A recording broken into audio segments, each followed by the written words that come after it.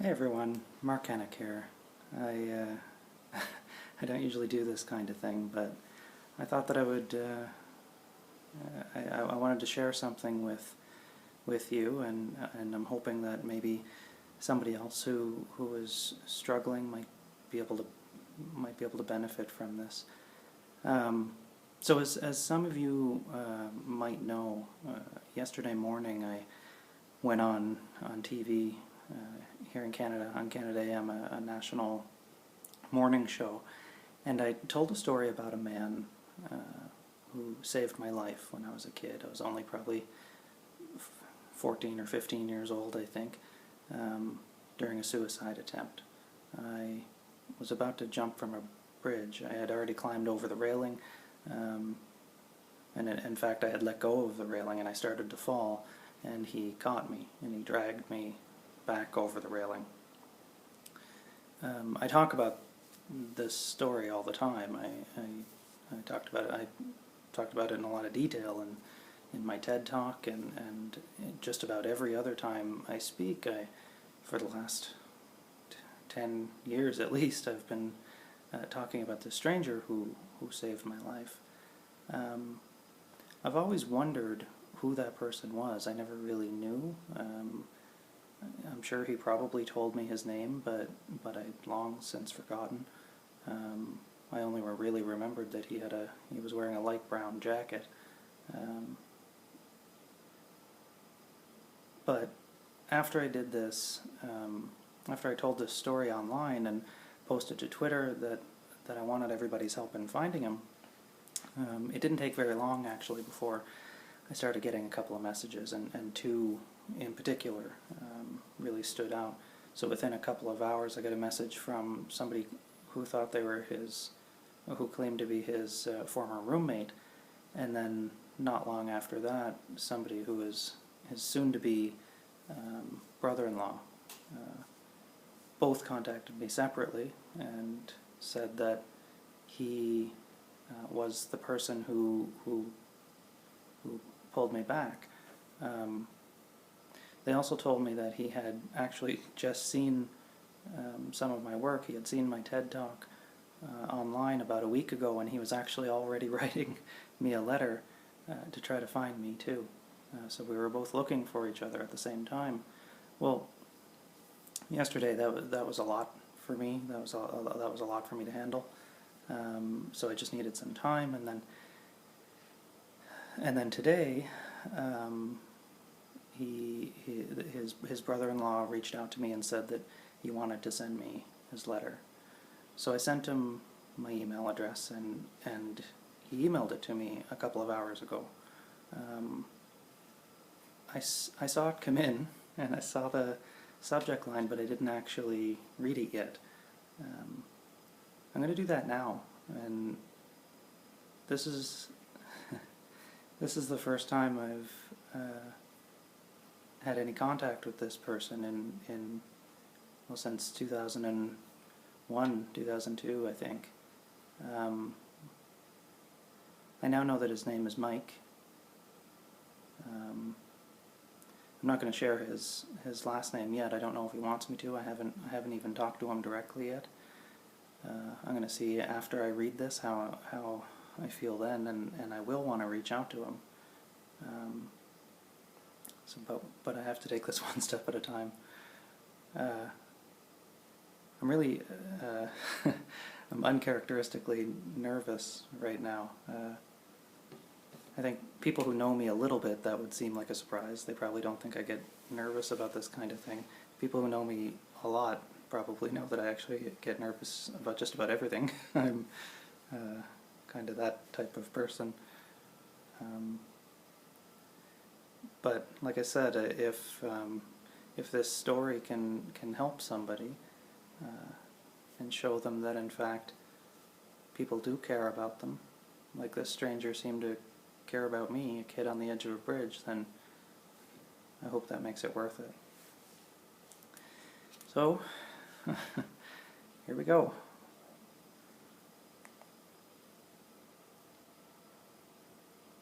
The subject line is 12 years later.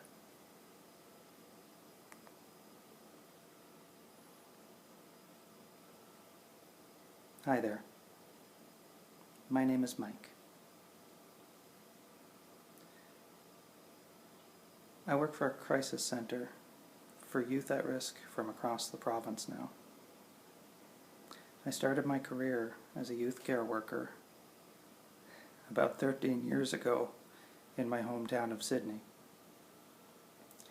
At that time, I was working at the Boys Residential Center. I was on my way to a back shift from 12 a.m. to 8 a.m. one night, driving over the overpass. I remember there were no other cars on the road or anyone else around. As I drove, I could see what appeared to be a person standing on the opposite side of the railing, looking down. My immediate thought was, that's not good. I drove to the end of the overpass and ran into the first open convenience store.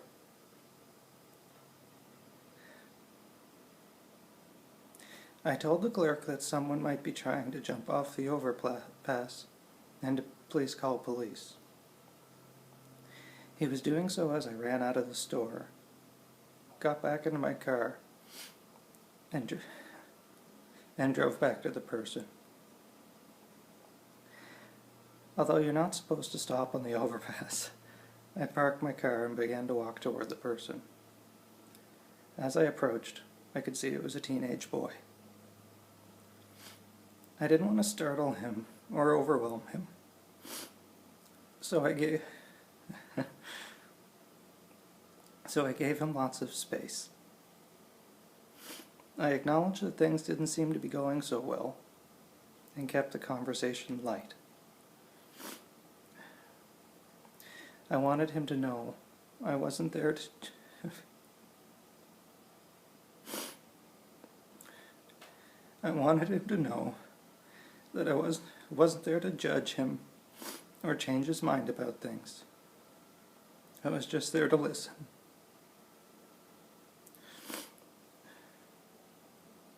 He didn't talk much, and I didn't push the conversation.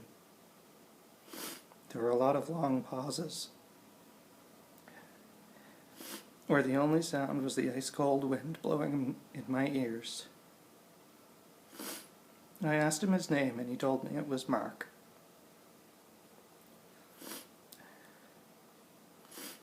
We continued to talk as a single police car approached and parked a distance away. A female officer walked toward us and also established communication while maintaining distance as well. We talked to Mark for what felt like hours, although it wasn't.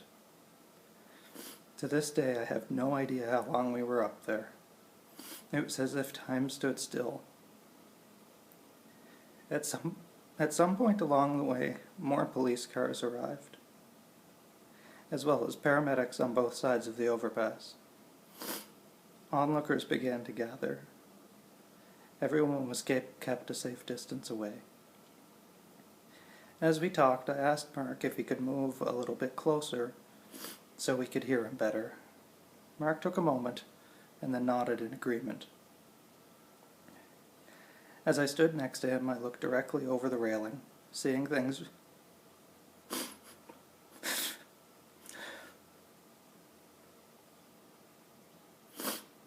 As I stood next to him, I looked directly over the railing,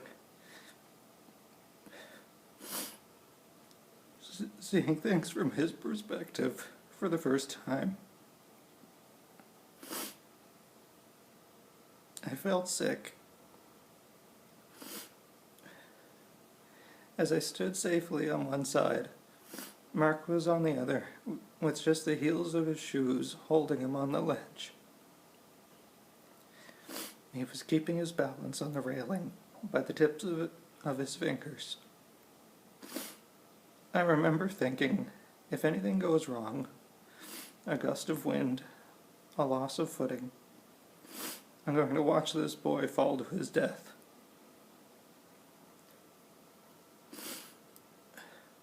Mark began to repeat how he tried. And he can't do it anymore. He wouldn't elaborate, he just kept repeating, I tried. I tried. I felt like he was working himself up to let go. I was completely focused on his fingers, waiting for them to start slipping. Within moments they did. And as he leaned forward into nothing, I reached out and put my arm around his chest. The officer quickly grabbed him by the back of his jacket. We both pulled him backward over the railing. Mark was safe. Paramedics rushed in, and he was taken away to the hospital. I gave the police a brief statement and was on my way, never to see Mark again.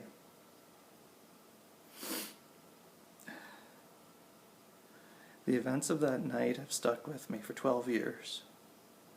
It was difficult for me to process, and it took a long time before I could get past it. I've shared the story with those close to me over the years, always saying, I wish I knew where that boy was today. I wondered if he ever went back and finished what he was attempting to do that night. I wonder if he ever...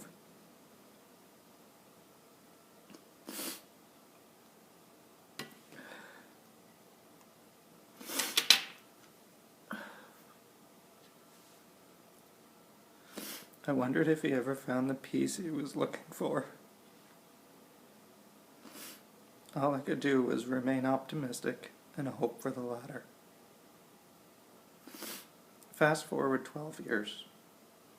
I'm at work, and a friend of mine sends me a text. We were roommates at the time of the event on the overpass, and he knew the story. He said, I just watched this TED Talk. I think he's talking about you. I went to the washroom to have some privacy as I watched the video. As I stood there holding my phone, I was overwhelmed with emotion. I listened to this man talk about being on the overpass that night as a youth, and I was suddenly back there again. Mark had grown up. I was looking at this successful, professional, confident man who was using his experiences to help others. I began to cry. I never knew you could feel so... I never knew you could feel so proud of someone you spent such a brief moment in time with.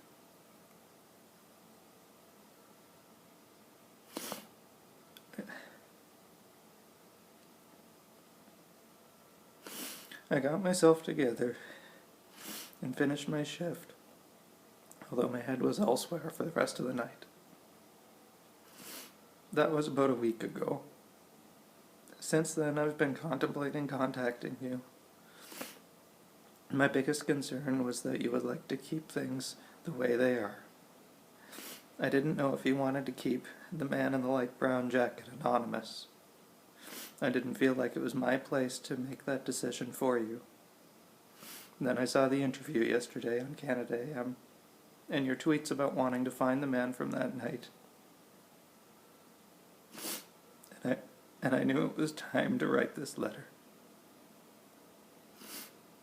Mike.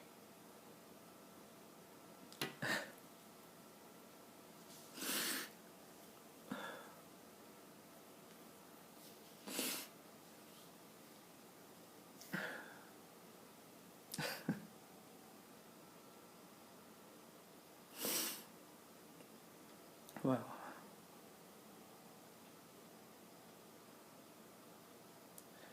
For the last 12 years,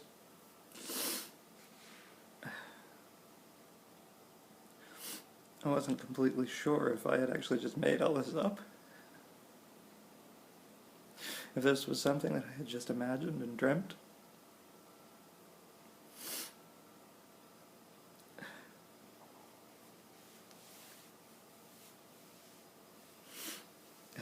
it's gonna take me a while to process this, to figure this out.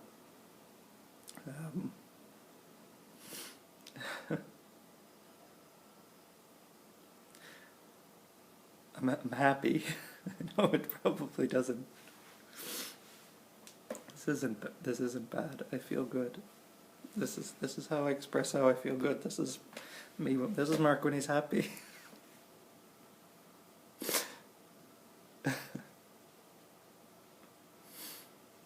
I know what I need to do next. I need to meet Mike.